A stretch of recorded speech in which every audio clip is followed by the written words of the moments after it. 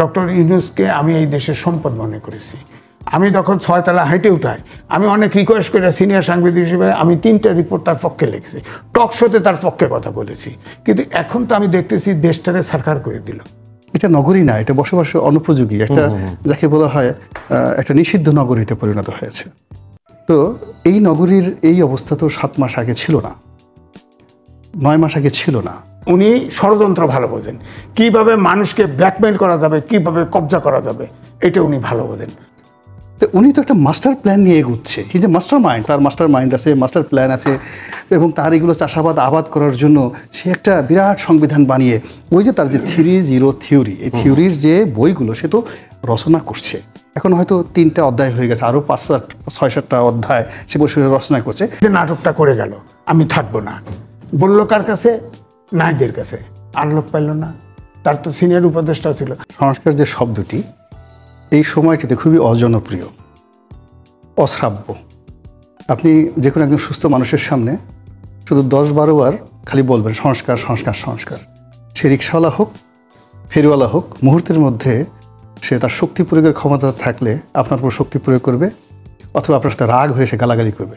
এরকম একটা শব্দ, বিরক্তিকর, বিনোভরণ, এটা অনেকের কাছে গালিতে পরিণত হয়ে গেছে এই সময়টার মধ্যে। কাজেই এই বিষয়গুলো নিয়ে সামনে এগোনো যাবে না। এটাকে যত দ্রুত সম্ভব যারা মাথায় এটা নিয়ে ঘুরছেন, সংস্কার নামক যে ডালা বা পসরা সাজিয়ে ঘুরছেন জাতিকে উপহার দেওয়ার জন্য, এটা পচে গেছে, দুর্গন্ধ ছড়াচ্ছে। এটা যত তাড়াতাড়ি সম্ভব তারা মাথা থেকে নামাতে পারবেন, তত তাদের শরীর, মন, মানসিকতা এটা ভালো থাকবে এবং তারা নিজেরা সুস্থ থাকবেন। দ্বিতীয়ত যে তারা এই সংস্কার শব্দ বলে বা অ্যাক্টিভিটিস করে আমাদের মনোজগতে যে বিষক্রিয়া তৈরি করছে, এটার ফলে দেখেন আজকের এই সমাজ, আজকের এই যে ঢাকা নগরী আমরা যখন অনুষ্ঠান করছি, এটা নগরী না, এটা বসবাসের অনুপযোগী একটা, যাকে বলা হয় একটা নিষিদ্ধ নগরীতে পরিণত হয়েছে। তো এই নগরীর এই অবস্থা তো 7 মাস আগে ছিল না, 9 মাস আগে ছিল না। আমাদের একটা বিরাট স্বপ্ন ছিল। তো সেই জায়গাটা মানে এই সংস্কার বলে, অবাস্তব যে জিনিস বলে আজকের এই অবস্থা নিয়ে আসা হয়েছে। ফলে আমার প্রথম অনুরোধ থাকবে সবার কাছে, যারা এই রাজনৈতিক দল, তাদেরকে খুব স্ট্রংলি রিফিউজ করতে হবে যে আমরা এই বিষয়টা নিয়ে আপনাদের সাথে আর কোনো কথা বলবো না। This is the right time. এতকাল রাজনৈতিক দল মানে অনেকগুলো রাজনৈতিক দল, সব দলেরই উচিত, তার কি একমত হচ্ছে আপনার মনে হয়? প্রথমত তাদের হওয়া উচিত, বিকজ এই জিনিসগুলো নিয়ে আমাদের দেশের সমাজে যে কালচারটা হয়ে গেছে, আমাদের দেশের লোকজন বেশিরভাগ ডান্ডাকে ভয় পায়, লাঠিকে ভয় পায়, তারপর শেষে ক্ষমতাকে খুব ভয় পায়, এবং অনায়াসে বিনা পরিশ্রমে তারা যাকে বলা হয় ওই মানে খুব অর্জন করতে চায়, খুব পরিশ্রম করে, রাত দিন পরিশ্রম করে, অধ্যবসায় করে কোনো একটা বড় পদবি পাবে, এর চাইতে সিল পিটিয়ে, কাউকে ঘুষ দিয়ে, দুর্নীতি করে, কাউকে তেলবাজি করে যদি কোনো পদ হাসিল করা যায়, এটাকে আমাদের দেশের জাতিগতভাবে মানুষ বেশি গ্রহণ করে। যেমন আপনি দেখেন, উনি একটা কথা যেটা বললেন, জগৎ। তো আমাদের দেশে যেমন দুটো মানে একটা আছে সংস্কৃতি আর একটা আছে অপসংস্কৃতি। মানুষের যে ব্যবহারের যে ভালো দিক, এটাকে বলা হয় সংস্কৃতি। কিন্তু আমরা কী করি দৈনন্দিন জীবনে ভালো কাজের চেয়ে যে মন্দ কাজগুলো করি। অনেকে গাঁজা খাচ্ছে। এখন আমাদের সমাজে যদি ধরেন গানকে একটা সংস্কৃতি ধরেন, জারি সারিকে ধরেন, তো যত মানুষ জারি সারি গাইছে তার চেয়ে দেখবেন ইয়াবা, ফেন্সিডিল, গাঁজা, এইদের যে খাদক, এদের এই মাদকের যারা বাহক এবং যারা ট্রেডার, এদের সংখ্যা অনেক অনেক বেশি। কিন্তু এটা সংস্কৃতি হয়নি, সংস্কৃতি হয়ে গেছে কিন্তু জারি সারি ভাওয়া।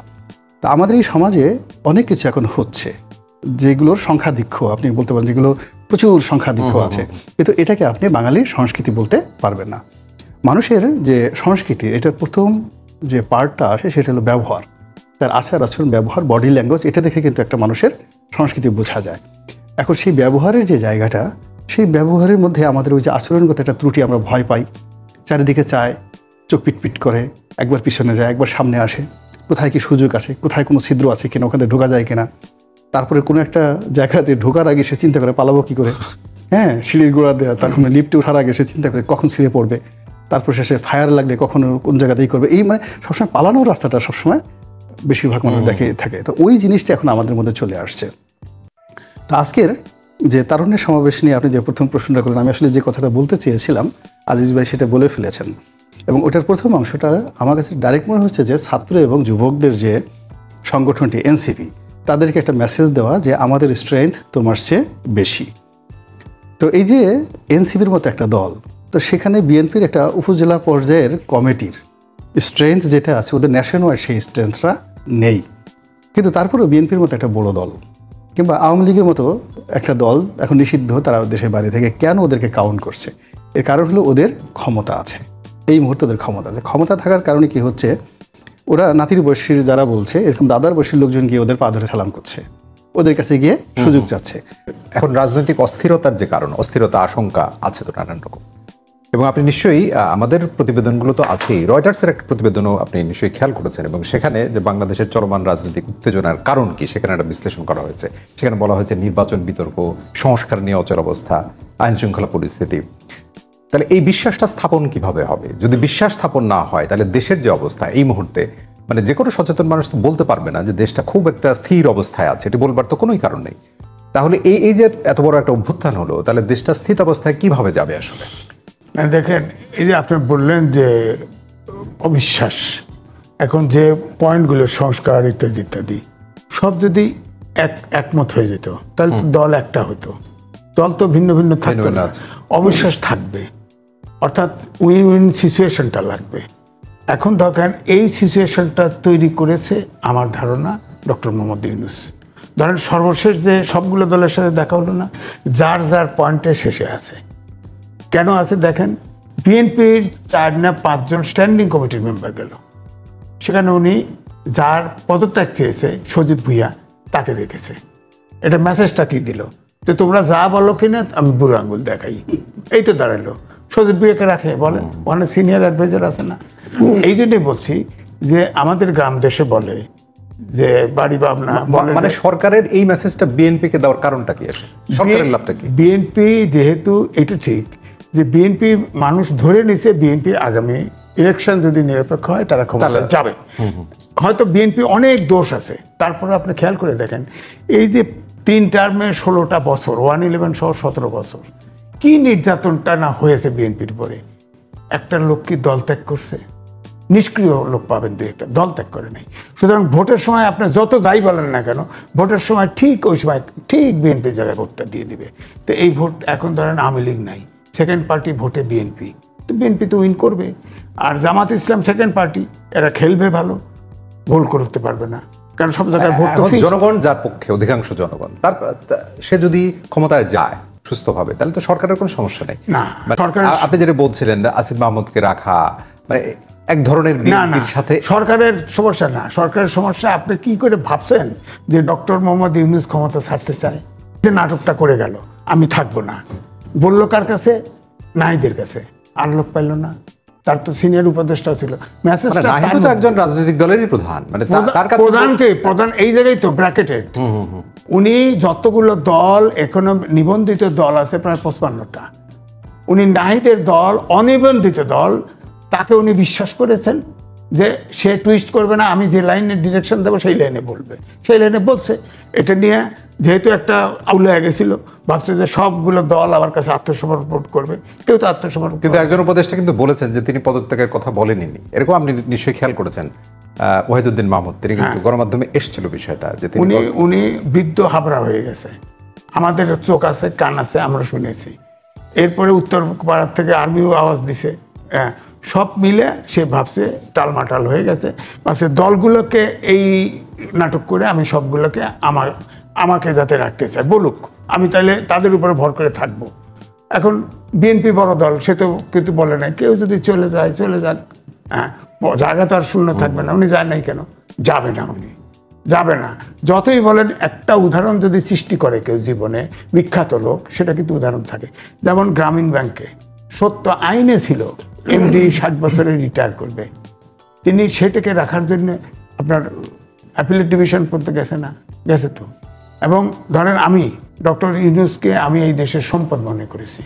আমি যখন 6 তলা হাইটে উঠাই, আমি অনেক রিকোয়েস্ট করে সিনিয়র সাংবাদিক হিসেবে আমি 3টা রিপোর্ট তার পক্ষে লিখেছি, টক শোতে তার পক্ষে কথা বলেছি। কিন্তু এখন তো আমি দেখতেছি দেশটাকে সারকার করে দিল। আপনি বলেন তো দেখি, 8 থেকে শুরু করে মাস্টার ডিগ্রি পর্যন্ত সবগুলো ছেলে পড়ামুখী নাই। উনি একবার কি বলেছে, বাবারা ক্লাস করো এবং পড়াশোনা বিজ্ঞানের যুগে, যেখানে অটোমেশন যুগ, যেখানে প্রযুক্তি মানুষকে রিপ্লেস করতেছে। আগামী 10 বছর পরে এই দেশ তো প্রবাসে থাকবে, নিবে না কেউ। অটোমেশনে সব মানুষ ঝাড়ু দেয়, সব দেয়। আমি তো এইগুলো লম্বা ডিসকাশন করে লাভ নেই। আমাদের দেশেও কিন্তু রোবটে 2টা গার্মেন্টস চলে, একটা ফার্নিচার হাউস চলতেছে। মানুষ কিন্তু মানে খুব কম, ম্যানেজমেন্টের লোক। আগে অভ্যুত্থানের আগে ভারতের লোক বেশি ছিল, এখন এগুলো ফালাইছে, গেছে গিয়া। তো এটা চলতেছে। তো এইটা ধরেন রোবট অপারেশন করে, রোবট সবই তো এখন। এই যে দেখেন আমাদের একটা টেলিভিশন বাংলাদেশে, আপনার আর্টিফিশিয়াল ইন্টেলিজেন্সের খবর পড়ছে না? এখন ওটা হলো ইনপুট দিতে খরচ বেশি। আমাদের দেশে যেহেতু টেকনোলজিটা নাই, এই জন্য ইনপুটটা খরচ বেশি, নাহলে তো আপনার এখানে লাগতো না। আপনার কথা অন্য ইনপুট দিয়ে দিতে, আপনি প্রশ্ন করতেন। তো এই জন্য আমি বলছি যে আপনার এখন প্রযুক্তির পিছনের লোক দরকার, প্রযুক্তির পিছনের লোক দরকার। সেটা তো আর শিক্ষার এতগুলো সংস্কার কমিশন, প্রধান উপদেষ্টার চেয়ে বেশি কারো বোঝার কথা না, কিন্তু তিনি সেদিকে উনি বোঝেন, উনি এনজিওটাই বোঝেন, এইটাই প্রমাণিত হলো। এবং উনি ষড়যন্ত্র ভালো বোঝেন, কিভাবে মানুষকে ব্ল্যাকমেইল করা যাবে, কিভাবে কবজা করা যাবে, এটা উনি ভালো বোঝেন। আপনি বলেন তো দেখি, এই যে এতগুলো সংস্কার কমিশন করছে, নারী সংস্কার কমিশনও করছে, শিক্ষা কমিশন কেন করলো না সংস্কার কমিশন?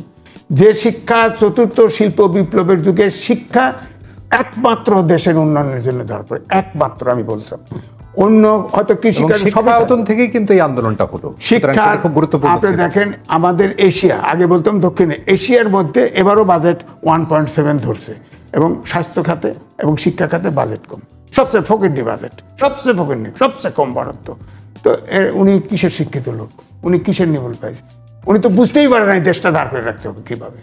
আপনি বলেন, আপনার রোবট যখন আপনাকে অপারেশন করবে, আপনার ডাক্তার হবে যে তাকে রোগ ডায়াগনোসিস করে আপনাকে বলতে হবে, রোবটকে ইনপুট দিতে হবে, তুমি এই জায়গায় এইভাবে এতটুকু মাপে চালাও।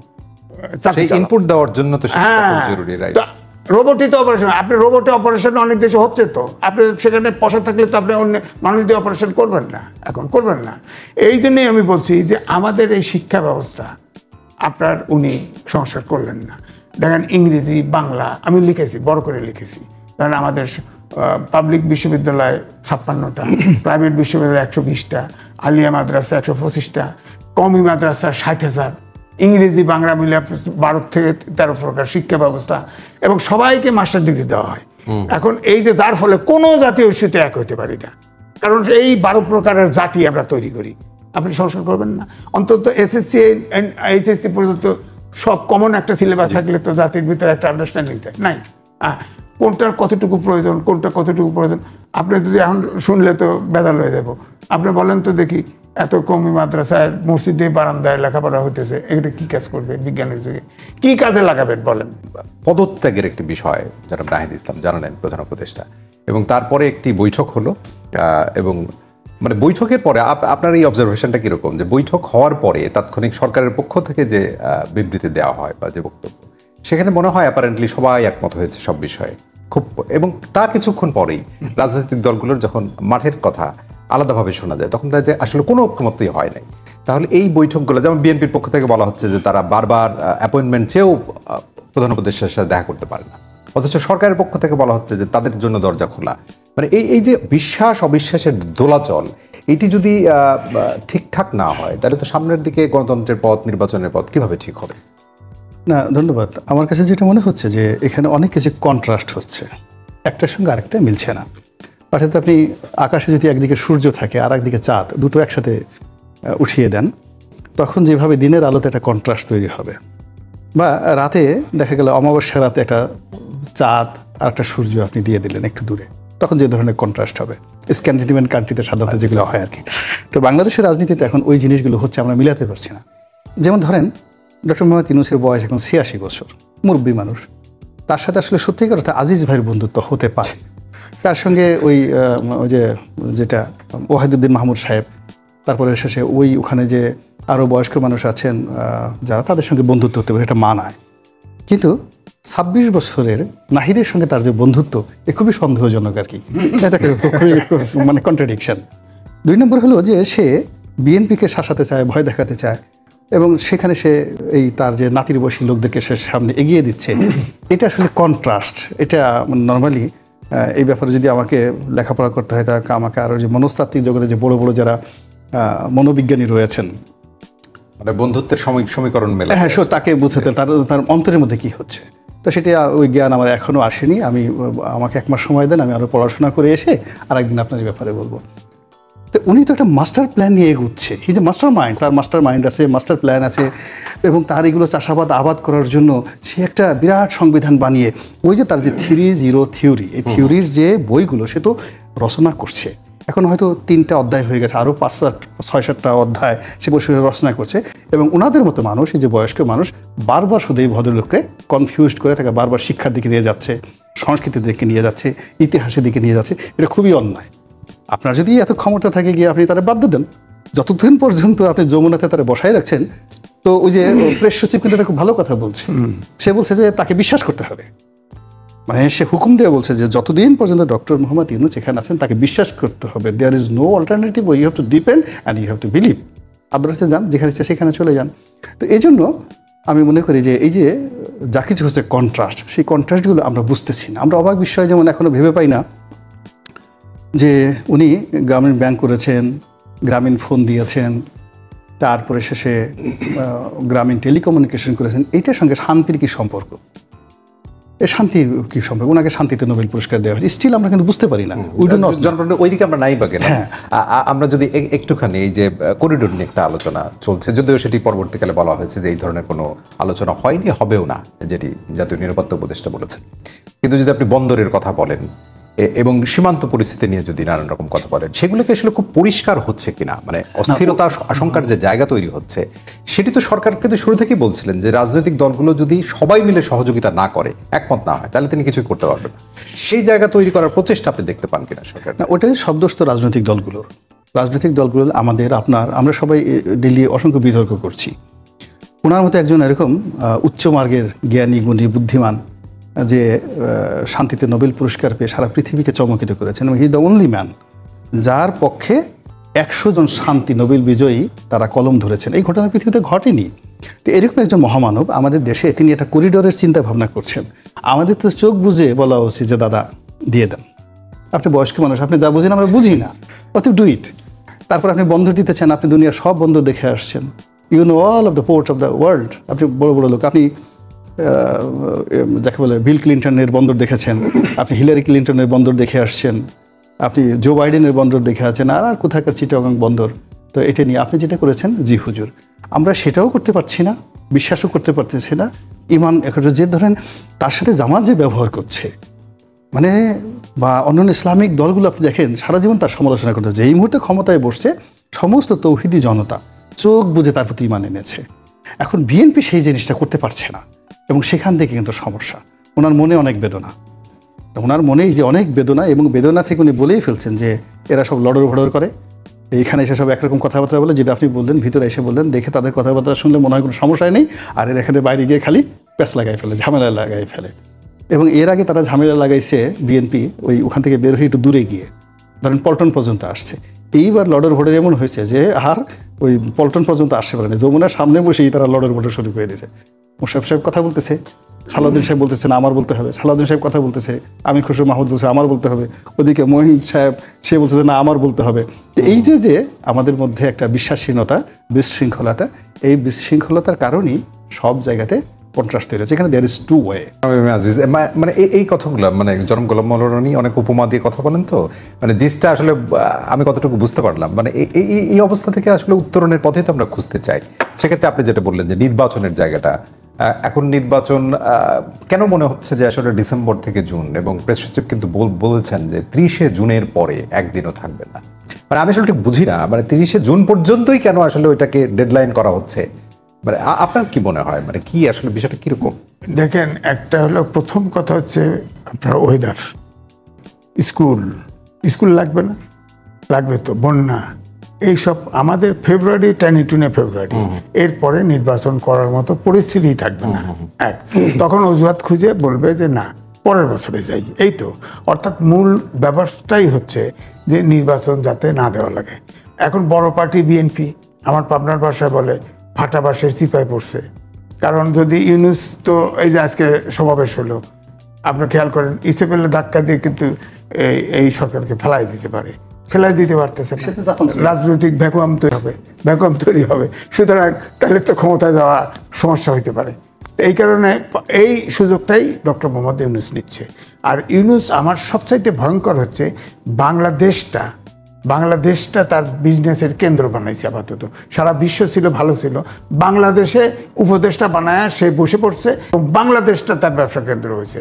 আপনি দেখেন গ্রামীণ ব্যাংকের 666 কোটি টাকা মাফ করছে, গ্রামীণ ফোনের 4,000 কোটি টাকা মাফ করছে, গ্রামীণ ব্যাংকের 25% শেয়ার ছিল সরকারের, এটা 5% আনছে, ইউনূস বিশ্ববিদ্যালয়, ইউনূস ট্রাস্ট, অমক সমক এগুলো আসছে। এই যে এখন যে একটা টেলিফোন আসলো না, এই টেলিফোন কিন্তু গ্রামীণ ফোন এবং গ্রামীণ ব্যাংকের মূলত অংশ সংস্কার। সুতরাং এখন আবার দেখেন ওনার যে উপদেষ্টা পরিষদ, এটার আমার কাছে ডকুমেন্ট আছে, কিন্তু 17 জন হচ্ছে ওনার সহযোগী বিদেশি এবং প্রবাসী নাগরিক, তারা অস্বীকার করে, অথচ বলা হচ্ছে। এখন আপনিই বলেন, রক্ত দিয়ে দেশ স্বাধীন করে বিদেশিরা আমার সংবিধান করে দিবে, বিদেশিরা আমার নির্বাচনী ব্যবস্থা সংস্কার করে দিবে, এটা মানতে হবে। এই সংস্কার কমিশনগুলি করতেছে, প্রত্যেকটাতে একটা ছাত্র ঢুকাই দিছে, প্রত্যেকটা মিনিস্ট্রিতে একটা ছাত্র ঢুকাই দিছে এবং এই ছাত্র সমাজকে একদম নষ্ট করে দিল। এই ছাত্র সবসময় আপনি দেখেন 52 সাল থেকে 2024 পর্যন্ত সব আন্দোলনে ছাত্র অগ্রভাগে ছিল, কোনো ছাত্র নেতারা এত বিতর্কিত হয় নাই এখন যত বিতর্কিত হয়েছে। অর্থাৎ এই যে 7-8টা জেনারেশন একদম ধ্বংস করে দিল উনি, ওনার নিজস্ব ইন্টারেস্টে উনি ক্ষমতায় থাকবে। এবং বিদেশিরা এই যে দেখেন, আপনি যেমন বললেন করিডোর, আপনার বন্দর, এগুলো তো অনেক লম্বা কথা, বাদ দেন, এগুলো বোধহয় ওনার অ্যাসাইনমেন্ট, ওনার ক্ষমতায় থাকা। জানেন আমেরিকার সাথে ট্রাম্প তাকে দেখতে পারবে না, আমার মনে হয় অলরেডি আন্ডারহ্যান্ড। নাহলে জনগণ, রাজনৈতিক দল সবাইকে বাদ দিয়ে এইটা একটা জাতীয় ইস্যু কি করে একা শেষ করে ফেলতে চায়। আমরা শেষ দিকে আছি, মানে এখন আসার কথাই শুনতে চাই, মানে জনগণের জায়গায় আইন শৃঙ্খলা পরিস্থিতির উন্নতি বলেন বা নির্বাচনের জায়গায় যদি খুব শেষ করে আনেন আলোচনাটা। শেষ কথা হচ্ছে কি, আমি সোজা কথা, জনগণ, আমি দেশের মালিক। এখন যে উপদেষ্টা পরিষদ আছে, এদের বললাম তো 17 জন একেবারে সেরেফ বিদেশি। আপনি যখনই আন্দোলন হবে, যখনই ইউনূস সরকার ফল করবে, ইউনূস নিজেও আমেরিকান নাগরিক, তো ওনারা সাথে সাথে সব প্লেনে উঠে চলে যাবে। আমরা যে দেশে পড়ে আছি, পড়েই থাকবো, বুঝছেন কথা? হ্যাঁ, সুতরাং আমার বক্তব্য হচ্ছে, এর মাঝখানে কথা হলো যে 2 দল থেকে, বিএনপি থেকে এবং এনসিপি থেকে 3 জনের পদত্যাগ দাবিও করা হলো।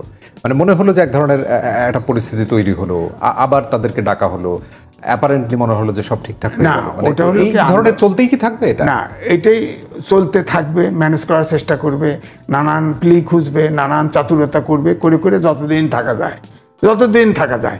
কারণ আরো বলেন, শোনেন, উনি যখন উপদেষ্টা হন, প্রধান উপদেষ্টা, তখন কিন্তু উনি দণ্ডিত ছিল, মাইন্ডেড, তার বিরুদ্ধে মামলা ছিল, নৈতিকভাবে সে প্রধান হতে পারে না। এই রাষ্ট্রপতির কাছে ওত নিয়েছেন, তার মানে সাংবিধানিক সরকার, এটা সাংবিধানিক সরকার। আপনি বলেন, এই যে সেনা থেকে যখন লিস্ট দিছে কে ছিল, ওর ভিতরে প্রধান বিচারপতি ছিল, অ্যাপিলেট ডিভিশনের আরো 2 জন ছিল। তাহলে ওই যে বলে না 106 অনুচ্ছেদ অনুযায়ী সুপ্রিম কোর্ট বলে দিয়েছে, কেমনে দিল? ওই ডকুমেন্ট কই? অর্থাৎ এই সরকারটা শূন্যের ভিতরে জোর করে আছে, কয়েকটা ছেলেকে নিয়ে মব জাস্টিস করে আছে। এখন যদি বিএনপি যেহেতু বড় দল, দেশের স্বার্থে এরা বিদেশি বানিয়ে এদেরকে দেশ থেকে সরানো উচিত।